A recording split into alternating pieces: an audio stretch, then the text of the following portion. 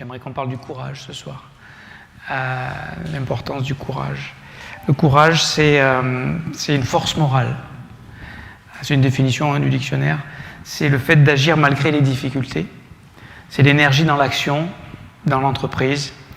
Voilà, c'est au lieu de se laisser aller, de se laisser prendre par les émotions, par les circonstances, par la paresse, par le fatalisme, par nos raisonnements, nos émotions. Alors, il y a une force qui est là. Et puis c'est le fait de ne pas avoir peur aussi face aux batailles, devant le danger, devant la souffrance, devant l'opposition. Ça parle de bravoure, on s'oppose à la lâcheté. Et si vous êtes, je pense que vous serez d'accord avec moi, on a tous besoin de courage pour la vie, pour vivre, pour faire face aux circonstances, au quotidien, aux détails de la vie qui peuvent facilement nous emporter, nous prendre, nous aveugler.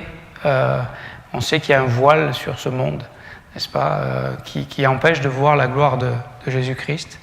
Et pour nous chrétiens, si on est chrétien, c'est qu'à un moment donné, on a vu cette gloire, on a reçu cet amour, cette bonté, on a mis notre confiance dans la grâce de Dieu et ça a changé nos cœurs, nos vies, notre façon de voir, le Saint-Esprit en nous. Mais il y a un ennemi qui voudrait bien nous étouffer de nouveau et puis au lieu de lever les yeux et de regarder à Jésus et de regarder en haut, on regarde en bas, on regarde à nous, on regarde à nos faiblesses, on fait le constat qu'on n'a pas de courage. Parce qu'on n'en a pas du courage, parce qu'on est plutôt rebelle par nature, parce qu'on est lâche, parce que la chair, c'est ça. Il ne faut pas demander à la chair d'avoir du courage. Le courage, il ne faut pas le chercher en nous-mêmes, n'est-ce pas ? Et on sait très bien qu'on aura tous besoin de faire face à la bataille spirituelle, parce que s'il y a Dieu, et nous croyons que Dieu existe, effectivement, nous savons aussi qu'il y a un ennemi. Un ennemi qui s'oppose par le mensonge, par la séduction, par la tromperie. Comment c'est possible que ce monde aujourd'hui ne considère pas même ce qui est après la mort ? On verra bien. Il n'y a plus rien. Voilà. C'est ce qu'on nous dit. Et il faut beaucoup de foi pour croire ça. Et les gens sont pris, sont emportés. Alors la majorité, c'est vrai que le nombre, ça y fait des fois. On suit le nombre. Puisque tout le monde pense comme ça, ben voilà. Et souvent, les masses sont manipulées et manipulables. Donc, c'est important de réfléchir et de ne pas suivre simplement comme des moutons. On est grégaire, on a cet esprit grégaire, on suit le troupeau. Et de réfléchir à la vie, à ce qui nous attend, peut-être à demander, Seigneur, ouvre mes yeux. Et puis pour nous, donc croyants, de dire, Seigneur, que mes yeux n'oublient pas ta bonté, ta grâce, ta fidélité, ta nature, ta parole, ta vérité. Parce que c'est vrai qu'on aurait peut-être facilement la tendance de vivre comme les Hébreux dans le désert, avec un Dieu qui est toujours là, et sa sollicitude, et sa grâce, et sa bonté, et même des miracles. mais on est loin, on est en lutte, on est en bataille, on cherche autre chose, on attend autre chose. Alors qu'on a tout en lui. Donc, on est appelé à Ephésiens chapitre 6, versets 6 à 18, on est appelé à tenir ferme contre les ruses du diable. On a besoin de courage. On en a besoin du courage. J'aime ce texte aussi dans Josué, chapitre 1, verset 5, lorsque il prend la relève après Moïse. Il faut du courage. Prendre la relève après Moïse, attention. Mais il y a un des versets que j'aime beaucoup dans le livre d'Exode, je ne sais plus lequel c'est, je crois que c'est Exode 33, 11, où Moïse sortait du tabernacle, sortait de la tente de la rencontre, de la tente d'assignation, et Josué, son serviteur, restait. Et en fait, c'est parce qu'il est resté dans la présence de Dieu, il est resté dans la communion avec Dieu, il est resté dans la foi, qu'il a pu prendre la suite de Moïse, mais il fallait du courage, n'est-ce pas ? Il fallait beaucoup de courage pour relever le défi.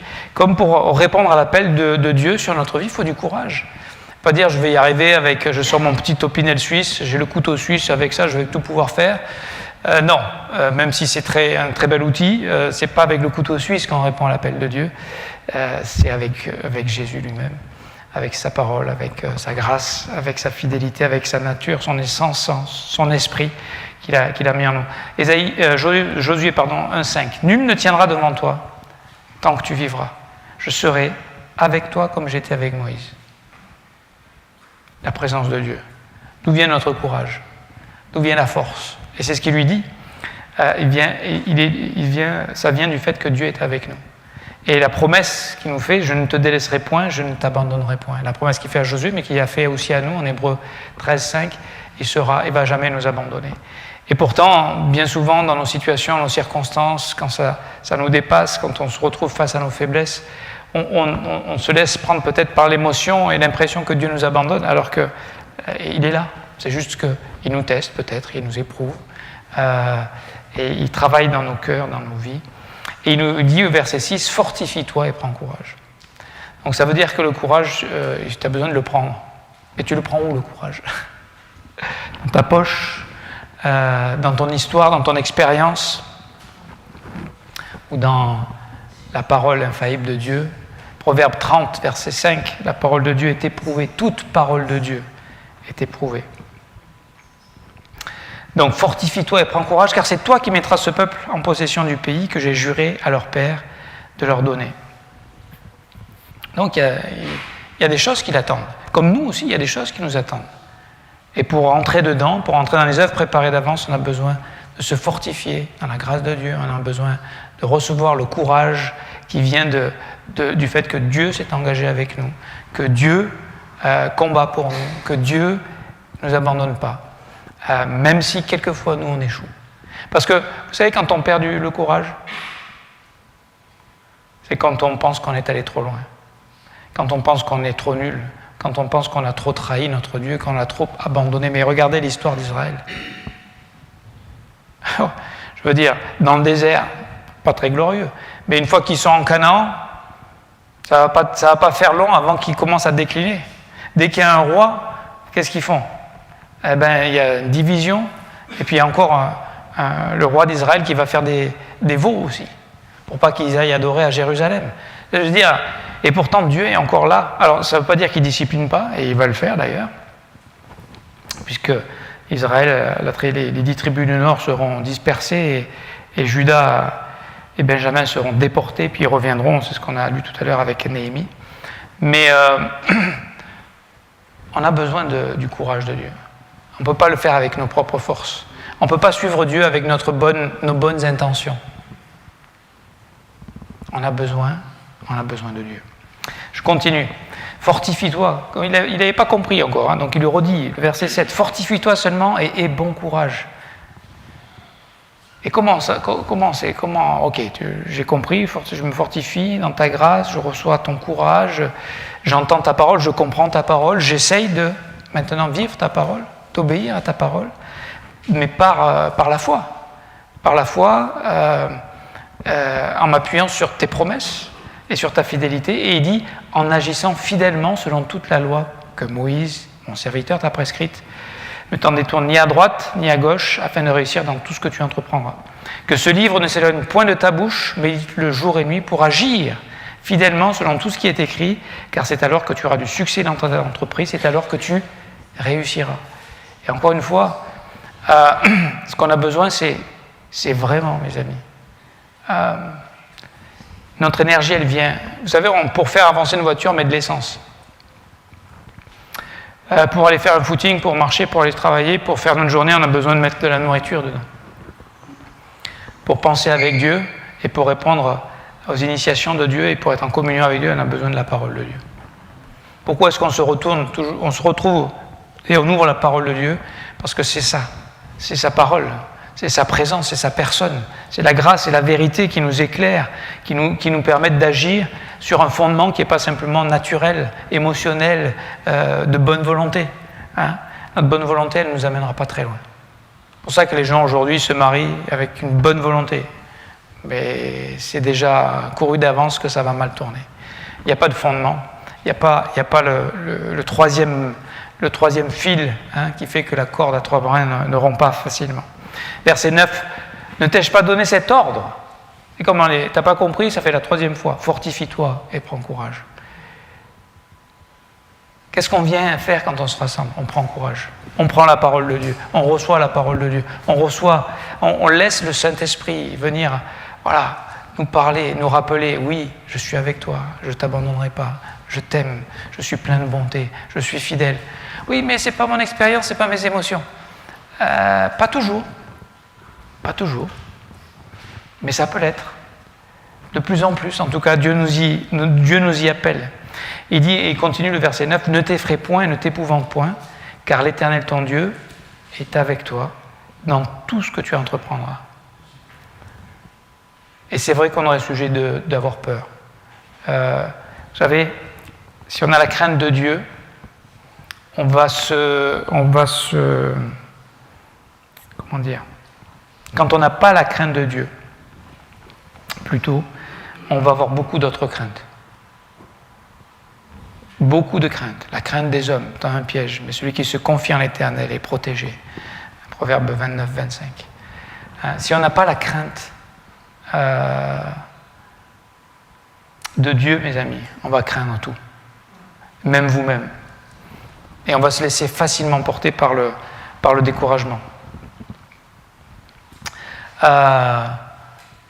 J'aime ce verset dans 2 Corinthiens 11, 29, c'est Paul qui parle, qui raconte tout ce par quoi il a traversé, les épreuves, les difficultés, et il dit « Qui est faible que je ne sois faible, qui vient à tomber que je ne brûle ?»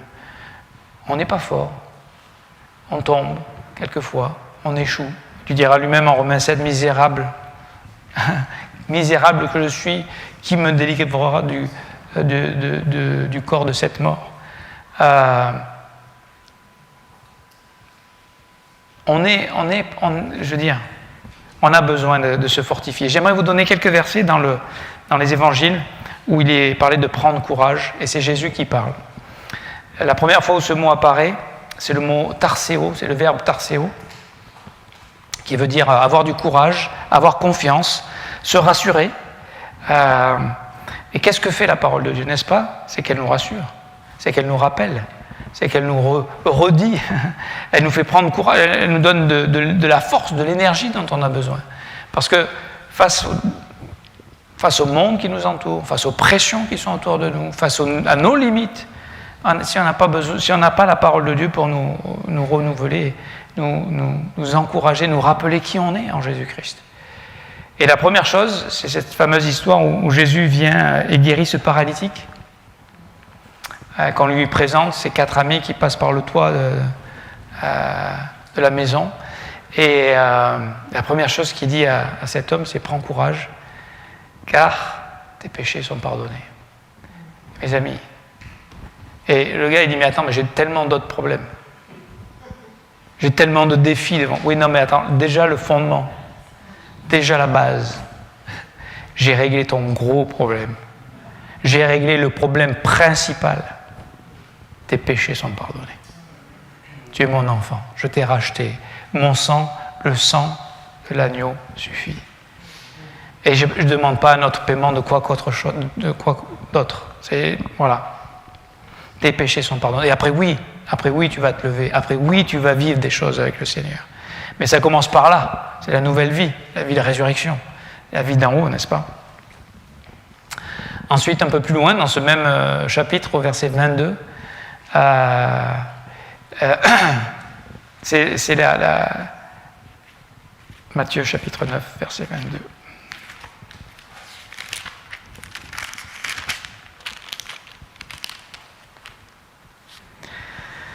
C'est la femme atteinte d'une perte de sang depuis 12 ans. Si vous avez jamais... ça, c'est dans quelle saison, Patricia? Saison 3, hein? Donc, ouais, vous n'avez peut-être pas vu encore, c'est en anglais, ça, mais ils ont The Chosen, je parle d'eux, mais ils ont filmé ça d'une façon magnifique, je trouve. Je veux dire, à cette époque-là, le fait qu'elle ait la perte de sang faisait d'elle une paria, une impure. Je veux dire, c'est comme presque une lépreuse. Elle avait, évidemment, se marier, c'était même pas imaginable, mais même les relations avec les autres, elle était toujours impure, en fait, puisqu'elle avait toujours ses règles. Donc c'était une vie sans vivant. Elle était vivante, c'était une morte vivante, quelque part. Et c'est pas juste, vous allez me dire, moi j'ai des problèmes, ça fait 2 mois que j'ai ce problème-là. Attends, 12 ans. 12 ans sans avenir, sans perspective, avec blessure sur blessure sur blessure, même par la religion et les religieux.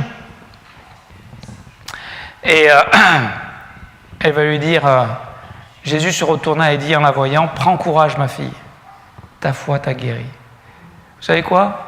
Je peux pas. Ghislaine, s'il te plaît, je sais que tu aimes parler, mais j'ai du mal quand on parle quand je prêche. Merci. Prends courage, ma fille. Ta foi t'a guérie. On est guéri. Il nous a remis sur nos deux pieds, le Seigneur. On a tous des blessures, on a tous un passé, on a tous une histoire, on a tous des valises, des béquilles, tout ce que vous voulez, mais on est guéri. Le Seigneur nous a guéris. Et il dit, maintenant, prends courage. Prends courage. Des fois, on sera dans des situations où on a peur, comme lorsqu'il voit Jésus arriver en marchant sur l'eau. Et là, il leur dit, rassurez-vous, c'est moi. Mais c'est le même mot. Prends courage, prenez courage. Il y aura des situations où on comprend. Mes amis, il y aura des situations dans vos vies où franchement on ne comprend pas ce qui se passe, on ne comprend pas ce que Dieu fait, on ne comprend pas où est Dieu, on ne comprend pas pourquoi. Il y a des situations, il y a des émotions, il y a de la souffrance, il y a des problèmes, il y a des choses qui nous dépassent. Mais ne nous laissons pas juste enfermer par cette réalité-là. Parce qu'il y a une réalité plus grande. C'est que Dieu, il est là au-dessus. Et il a tout entre ses mains, et toutes choses concourent pour notre bien. Et on a besoin de se rassurer avec ça, on a besoin de prendre courage. Ma situation, je veux dire, elle est désespérée. Ça vous est jamais arrivé d'être dans une situation désespérée? Mais prends courage. Pardonnez, guéris, je suis avec toi. Et je suis là pour te rassurer. Marc 10, 49. C'est un aveugle. On a du mal à voir les choses, n'est-ce pas? On a du mal à discerner les situations, les circonstances. Et cet aveugle, il crie. Vous savez, quand on ne voit pas, quand on est perdu, quand on ne sait pas, qu'est-ce qu'on peut faire? On crie vers Jésus. Et à un moment donné, il va nous appeler. Et ce n'est pas Jésus qui lui dit, mais c'est les disciples qui lui disent, prends courage, lève-toi, il t'appelle. Et on peut se mettre en action. Et c'est ça le corps de Christ. Et il nous appelle ensemble. Et on s'encourage les uns les autres. Et on prend courage les uns avec les autres. Et on a besoin les uns des autres. Parce que il nous appelle. Chacun, et il nous appelle ensemble. Et puis il y a ce verset merveilleux de Jean chapitre 16, verset 33, où Jésus dit, je vous ai dit ces choses, donc Jean 16, 33, on arrive presque à la fin du dernier discours, des dernières paroles de Jésus dans la chambre haute où ils viennent de prendre la Pâque. C'est avant la Gethsémanée puis la crucifixion. Et donc c'est les derniers mots de Jésus. Il dit, je vous ai dit ces choses afin que vous ayez la paix en moi. Vous aurez des tribulations dans le monde. C'est-à-dire, ne nous étonnons pas qu'il y ait des moments difficiles. Ne nous étonnons pas d'échecs de notre part, d'échecs de nos frères, d'échecs et de la folie de ce monde dans lequel ils s'enfoncent. Ne soyons pas étonnés qu'il y ait une opposition à la vie que nous avons reçue et à ce Seigneur glorieux qui est en train de préparer cette maison pour nous et de nous sanctifier pour nous y faire habiter avec lui pour l'éternité. Mais il dit, vous aurez des tribulations dans le monde, mais prenez courage, j'ai vaincu le monde. Et là, j'aimerais vous dire, c'est déjà accompli. On est dans l'œuvre accomplie. On n'est pas en dire, oh, peut-être que si j'arrive pas, j'aurai pas de maison, j'aurai même pas une place au ciel. Il y a certains chrétiens qui pensent ça. Non, c'est déjà, la bataille est déjà accomplie, on est déjà assis avec lui dans les lieux célestes. Et maintenant, on est au bénéfice de la richesse infinie de sa grâce, des richesses infinies de sa grâce. Éphésiens 2, 6 et 7. Donc, tout à l'heure, je parlais de l'importance du corps de Christ, et il y a encore ce verset, et on s'arrête bientôt, mais Acte 28, verset 15, qui dit lorsque Paul arrive à Rome après son naufrage, après toutes ces difficultés qu'il a vécues, puis il est là, alors il est emprisonné, mais de façon, il est assigné à résidence, donc c'est pas encore un emprisonnement très violent, mais de Rome vers un autre rencontre jusqu'au forum d'Appius et aux 3 tavernes, les frères qui avaient entendu parler de nous, Paul, en les voyant, rendit grâce à Dieu et prit courage. On prend courage quand les frères et les sœurs sont là et leur fidélité, leur marche avec Dieu, leur foi nous porte des fois. Le paralytique, il pouvait rien faire. Et des fois, quand tu peux rien faire, reste dans le corps de Christ. Laisse passer l'orage. Attends. Laisse le corps de Christ t'aimer, t'entourer. Laisse-toi aimer, laisse-toi porter.